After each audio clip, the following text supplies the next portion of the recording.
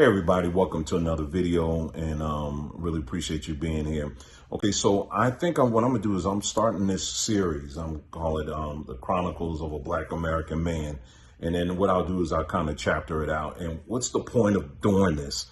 Well, it's a couple of things. During these last few videos that I posted, I was made aware of a few things. One, there's a lot of false assumptions out there of Black American men that that do need to be confronted, and when I do hear false assumptions like this or false accusations, yeah, I do take it very personal.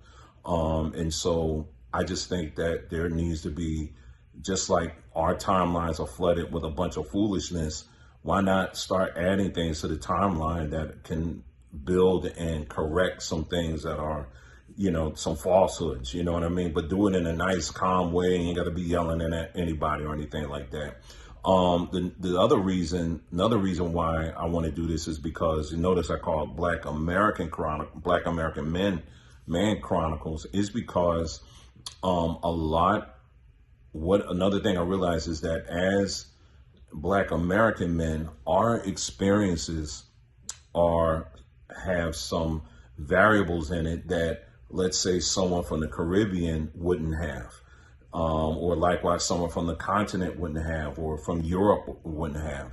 And this is not to divide anybody. It's just it's a realization that I think that as men, period, across the board, I think it's important for us to talk about our own experiences and the things we do, and hearing it from different perspectives. For example, like if you have a Black man, let's say down in Central South America, there are going to be some experiences that they go through that I never had to go through. Or, Black men that live in other countries, same thing. There are experiences that I'm not going to know about, or not aware of. And I think it's important for us to know that, because this whole umbrella term of Black, it has a way of washing away a lot of these variables that I think are very important for us to understand, so that we can kind of understand each other. And so, and that's the other reason, I guess, why I'm doing that too.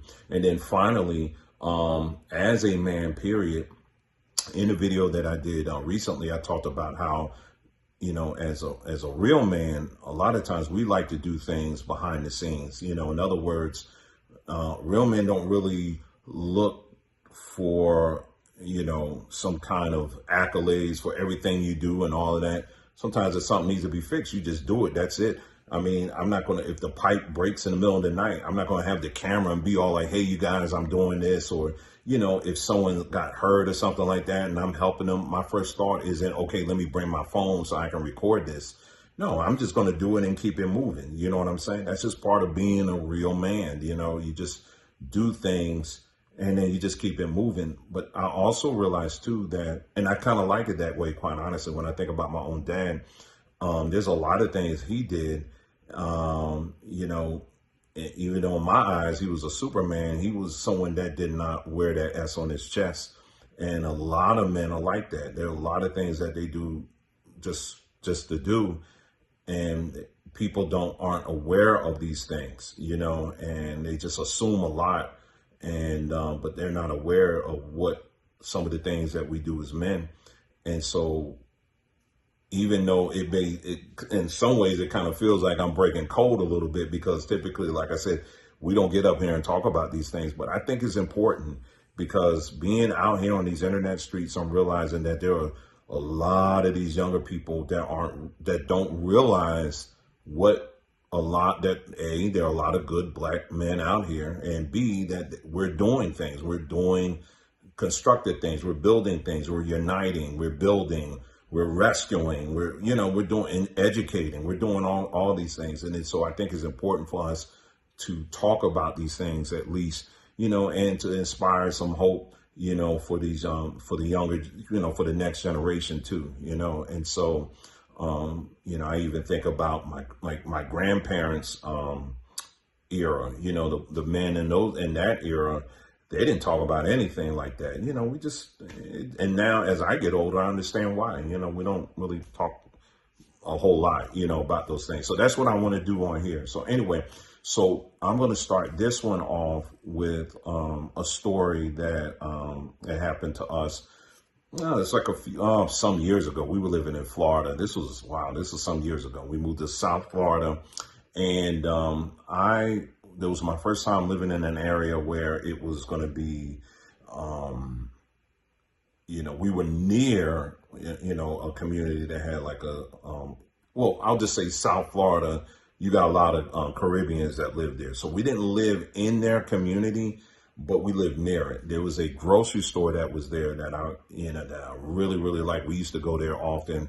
And it was something that took place there that I want to share with you about. I think it was very significant, But first, coming, as someone that grew up in the Northeast, I was always used to when I would see a black guy, we're walking down the street or wherever, we make eye contact. What do we do? You know what I mean? We go, "What's up, man? Hey, what's up?" You know what I mean? That's what we do all the time. It's but when you step back and realize that's really a Black American thing, Black American male thing. And I didn't realize that until I moved to Florida, because I was always, coming across Caribbean men, and I would do the same thing. I'll see them like, "What's up?" They just keep right on looking, like looking ahead. I'm like, and then I'll go by. I remember my son and I having that same talk. I'll be like, "What the heck?" It's like you broke a law or something, man. It's like, how dare you not say nothing back? You know what I mean? And, then I realized, I said, well, that's something that they don't do. You know what I mean? And, but Black American men, on the other hand, that's just kind of how we greet each other. We always, regardless of the negativity that you see out there about between Black American men, it's funny that even with that, we still will always greet each other. We have this greeting that we do, and it's just, it's funny. I mean, when you think about it. And so anyway, went to this grocery store. I'm on my motorcycle. At that time, I had a motorcycle, and then my son, he had his as well. I'm driving down there, went to the grocery store. I pull in the parking lot, and as I'm pulling in the parking lot, I see this guy, this white guy that's there.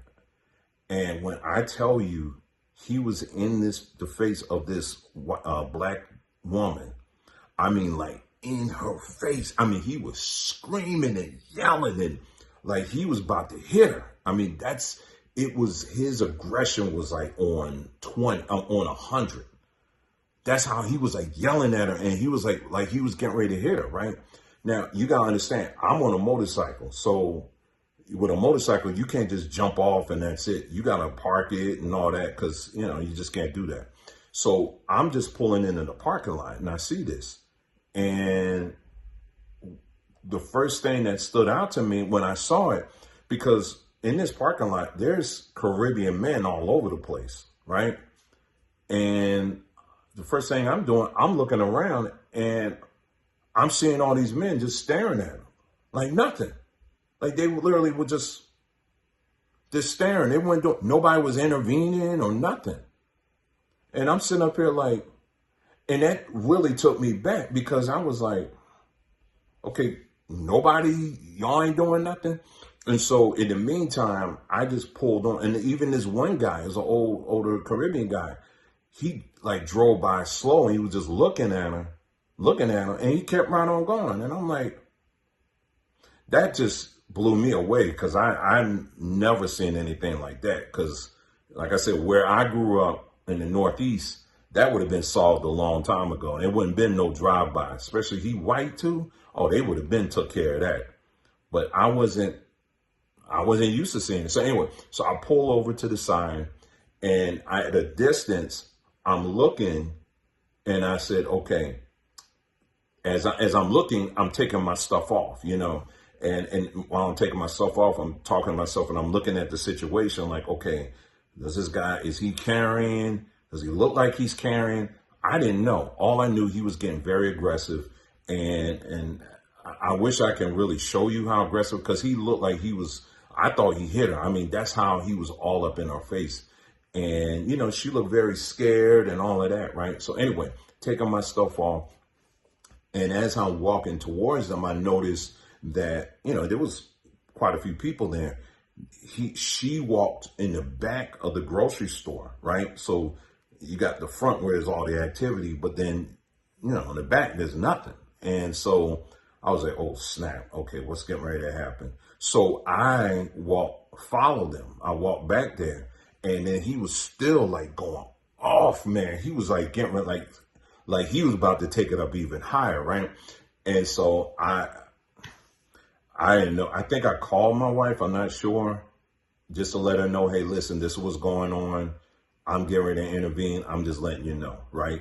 I think that's what I did. And so as I walked back there, I put my hands up like this. You know, I was like, hey, you know, I just wanted to make sure, hey, listen, I'm not, you know, like some people, they may listen and think, man, you should have rolled up on it. I don't know what this dude is carrying. You know what I mean? But I was like, hey, listen, I said, is everything okay? Is everything all right? You know, and the moment I started speaking, that dude went from Tasmanian devil to a pussycat, because he literally was like, oh, sir, yeah, we're all right, sir. Yes, sir. Yes, sir. Like literally, he got act up. He got a cup of act right real quick. And the thing is, I didn't even have to yell at him. I literally didn't even have to yell. And so I said, ma'am, you all right? You're all right. And she was like, yeah. You know, she was still shaking up. And so I was, you know, and so I'm talking to her. I said, okay, what's going on? What's going on? And so they started explaining and saying it was like street stuff. It was like nothing, right? And so my number one concern was for this young lady, you know. And so one thing I know is anytime when you got people that are angry, if you want to continue to de-escalate the situation, what do? You get them something to eat. You know what I'm saying? So I said, I could tell they were, if not living on the street, they were probably in and out of shelters or something like that. And so the white guy, again, he just looked like he was a little off, you know what I mean? And so I said, listen, and then as I was talking to him and calming them down, at the same time, my eye is looking at this young lady, right? And still like making sure she's okay. And so anyway, as we're talking, I say, hey, listen, where are you guys staying? And I think they told me they were like staying somewhere. I think they was literally staying on the street. I said, I tell you what, we're at the grocery store. Let's go in the grocery store and let's get you some food, right? And I said, focus on food that is portable, that you can carry with you. And I don't know how much I spent. And basically, when I said that, he got happy, and the girl looked like she was getting a little bit happy. And I told him, just go and get whatever you need, you know. And so that's what I did. They went and got their food or whatever. But I told the girl, I said, come here. I said, let's talk for a second. And I had her explain to me, okay, how are you with this dude and why are you with this dude? It wasn't, and for someone to, before someone says, well, that was probably, she was probably a prostitute or something like that. I don't think so. Because as we were talking, this was her boyfriend basically. And as I was talking to her, she was just saying, yeah, you know, at the end of the day, you know, he's a good guy. But, you know, sometimes he just kind of loses his temper and all that. And I'm like, sis, he was about to chop your head off. That ain't like someday he just have a bad day. I'm about to turn into an axe murderer up in here. You know, dude was off the chain, man. But once I had him in that grocery store, they calmed down. And so, you know, I even got them little portable stovetop, you know, that operates with like the little propane cans. I bought them that. And then they got their food and all that stuff, right? And so in the meantime, I was talking to her, and then when he came back, and as he was because he was going out getting stuff, then she went away, and then I had opportunity to talk to him. Long story short, this dude, he aged out of the system. He was what do you call it? He was a foster child, I think, and he was in the foster care system, and he aged out. And so he was telling me how, in his time in the foster care system, they were giving him all kinds of drugs and stuff like that. And I've talked about this on my platform before, psych drugs and stuff. And so when they kicked him out in the street, they expect him to kind of go cold turkey. And he's like, I can't do this. And so so he had to go keep getting his drugs from them. You know what I'm saying? And so when I guess me coming into the situation, I caught him at a time where he didn't have access to those drugs. So he was off the chain. But I don't give a rip. If you on drugs, off drugs, my mindset was, you don't touch this black woman. You know what I mean? And you better get yourself straight, real quick. And the thing is, I didn't have to yell at him. You know what I mean? I didn't have to yell at him. I didn't ball my fist up. I didn't do anything. I talked to him. I was making sure we were trying to I was making eye contact with them. And people like that, it's hard for them to look back at you in your eyes. But I made sure we were looking at each other in the eyes. I was talking to him because I was like, I don't know what's in you, but you ain't going to do nothing to me today. You know what I'm saying? And so anyway, so once that situation, so they got their food, I paid for it and all of that. And as we were leaving the store, leaving the parking lot, I just reached out to the young lady again. I said, hey, listen, you know that there are like different programs and stuff that are out here that can help you, to get the help you need. And she was like, I know. And I said, well, listen, do you have a phone? I said, give me here's my phone number. I think I gave either my wife's phone number or my phone number. I would have probably given I gave him my number, because I wanted to be a filter for that. And so, yeah, I said, listen, you call me anytime. If something goes up, you let me know. And I said, listen, I can take you somewhere now if we need to. You know what I'm saying? Because you don't need to be around this dude. And you know what she was like? She said, well, I know, but, he'll be all right. He'll be all right. And, I said, listen, are you sure? And she was like, yeah, I think he'll be all right. He's just having a bad. So guess what I did? Got back on my motorcycle and kept it pushing. But it was just like, man, after all of that, you still want that white dude that bad. You still want that dude that bad. And it wasn't nothing for me else. It wasn't nothing else to do at that point. You know what I mean? I tried to do my part, but at the end of the day, she still wanted to go back to that situation, and that's it. And, but that wasn't, and then if someone tried to leave in a comment, they said, well, the reason why those guys were probably just staring at them because they probably go up there all the time and people just not, no. I go there. I was going there often and I've never seen those dudes. I never seen that guy up there before, ever. So no, that wasn't it at all. There's just some people, they just don't bother. You know what I mean? And I don't understand that. But the culture I came out of, if we saw something like that, where a woman is getting messed up like that or being, there are going to be some men that's going to stand up and say something.